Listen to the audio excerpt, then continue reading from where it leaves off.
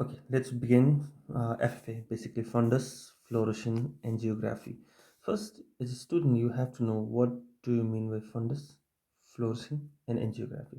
Basically, fundus actually means the bottom of the base or organ, bottom or base of the fundus word actually Latin from the actually come from the bottom base or foundation.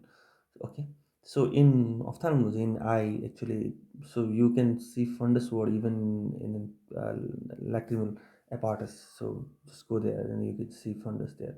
And in actually means the base of the eye, which is retina, isn't it? So which means the interior part of, obviously there's a difference between fundus and retina. So fundus is visible part, isn't it? The base basically. Fluorescein, which means actually means to emit the light by absorbing it actually, but a synthetic dye that is used as a diagnostic tool that under blue light absorb and emit a slightly greenish light. So that is it. Angio means blood vessels, isn't it? So in Greek, the angion means vessels or container, and at the same time, graphy means graphia, which in Greek means writing. Okay, so graphene means to write. So basically, angiography means it's technique by visualization of blood vessels, especially here in retinal blood vessels. That's called fundus fluorescein angiography. Okay, so let's move forward. Basically, understanding what is fluorescence. Fluorescence means, uh, in case of fluorescent chemical we have absorbs the light, absorbs radiance, isn't it? So energy is absorbed. So energy absorbed, then the free electron of that particular chemical excites, jumps toward the higher level. And when it jumps toward the higher level and it's become unstable, isn't it? That's a very uh, similar thing you see in laser too, but there's definitely there is few other things in laser. And it becomes unstable again, it emits the energy, and in that process of emitting energy, fluorescence actually happens, that it glows and it returns to lower energy level. So, and now seeing in this fashion, it absorbs a kind of energy, light, and it emits the energy, light. So that's why if either it emits same light, same kind of light, or it emits a little bit less energy, isn't it? Because energy may be somewhere transferred. So that's why it absorbs blue light, that is basically high energy, and emits a range of green light, a little bit range of green light. Its wavelength is long, that's why low energy, isn't it? So it's, I will talk about it. So absorption energy is always higher than emitted energy. It should be there, isn't it? So that's why it it causes the preservation of what do you call it, that energy. Is energy inversely proportional to the wavelength, as we know. So emitted wavelength is longer than absorbed wavelength, because absorb shorter the absorbed wavelength, higher the energy, and higher energy absorbed, lower energy emitted, isn't it? So basically means this. So blue light is absorbed and then green light is thrown out. So basically blue light absorbed, electricity goes up, and after a certain point this becomes less, from excited state to lower excited state. So two type of spectrum is there. So but depending on the chemical to be excited and electromagnetic energy, excited light must lie within the particular range of wavelength, which is the absorption spectrum. And then what happened? The wavelength fluorescent light emitted by the particular chemical substance lies within the characteristics range called emission spectrum. Both actually, what is absorbed and what is emission, what is emitted, basically that. So correlating to FFA is what is fluorescent material, what is the range of absorption spectrum, and what is the emission spectrum.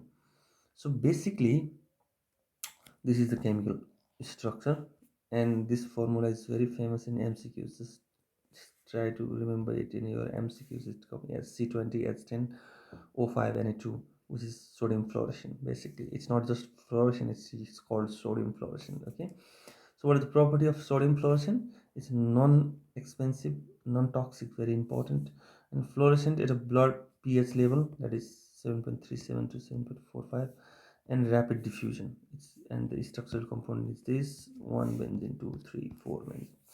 Okay, C20H10O5 Na2. So it's an orange water soluble dye, and fluorescein is a product of reaction of uh, phthalic acid anhydride and resorniol, in which zinc chloride is a catalyst. So basically this is the reaction. So absorption spectrum, it lies between this blue range, isn't it? Like between 465 to 490, and excited peak to peak taken place 490, which is also blue light.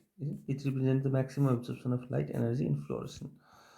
So emission is around 520 to 30, peak is 530. It's completely okay, represent this green part of the spectrum. So basically blue absorb, sorry, green emit. So basically that absorption is here, emission is here. Okay, because absorption shorter wavelength, high energy, emission longer wavelength, basically that. So that's the concept.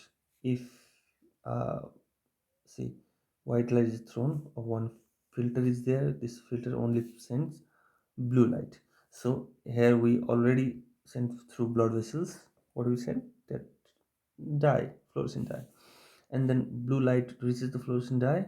After reflection from the blood vessels, fluorescence happen, and then we pass that. But passing the light from the fundus, there is some blue light also chances of getting into the our camera.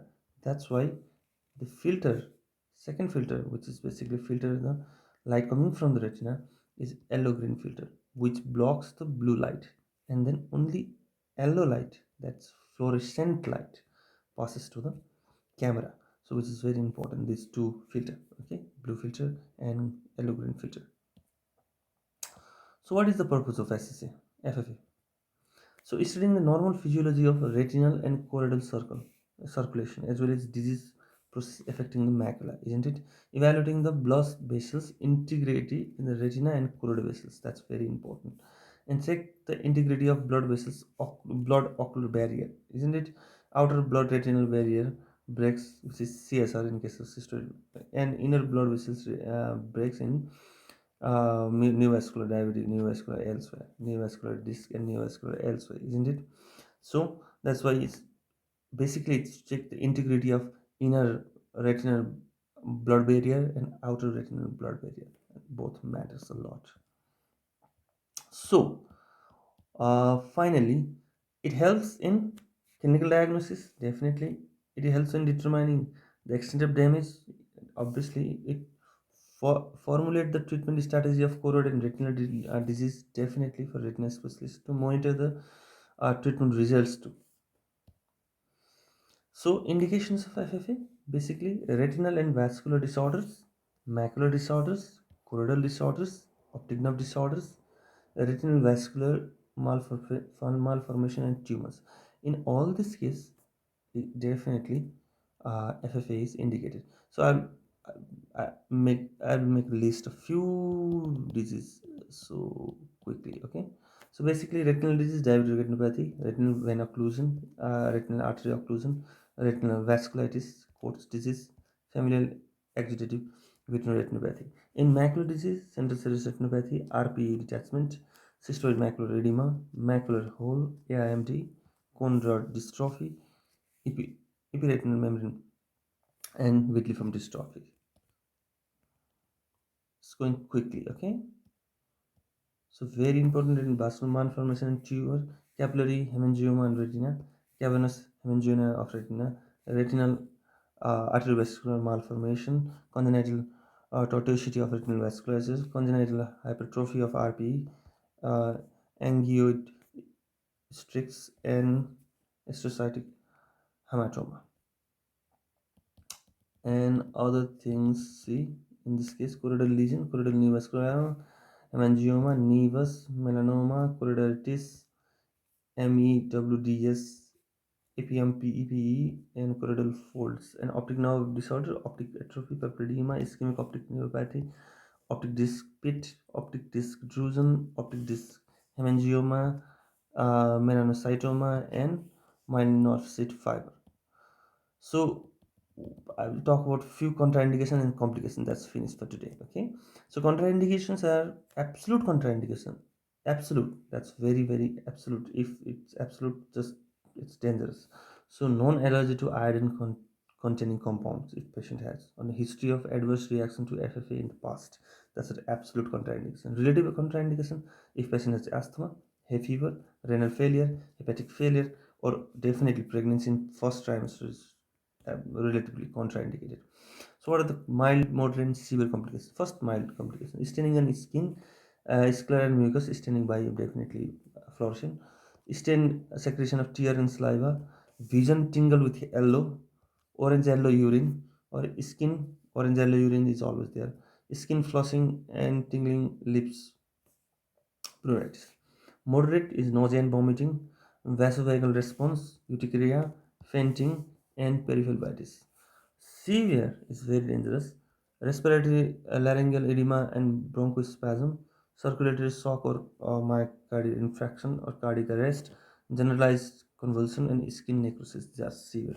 Okay, these are the few complications I have just touched. Okay, so this part one is first introductory. So I have taken this clinical procedure, optometry, fluorescein angiography, ophthalmology, understanding fluorescein angiography by Manfred. These are my references. Okay, so I'll think in second chapter we will go more deeply second and third video. Okay, fine. Bis dann, tschüss.